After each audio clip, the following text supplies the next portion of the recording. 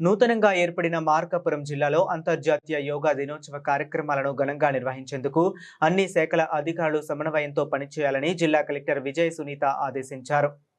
ఈ నెల 7వ తేదీ నుంచి 21వ తేదీ వరకు నిర్వహించనున్న అంతర్జాతీయ యోగా దినోత్సవ కార్యక్రమాల ఏర్పాట్లు, నిర్వహణపై మార్కాపురం పట్టణంలోని కలెక్టరేట్లో జిల్లా అధికారులతో ప్రత్యేక సమీక్ష సమావేశం నిర్వహించారు. ఈ సందర్భంగా కలెక్టర్ మాట్లాడుతూ, యోగా కార్యక్రమాల విజయవంతమైన నిర్వహణకు ముఖ్యంగా ఆయుష్ శాఖ, విద్యాశాఖ అధికారులు ప్రత్యేక దృష్టి సారించాలని సూచించారు.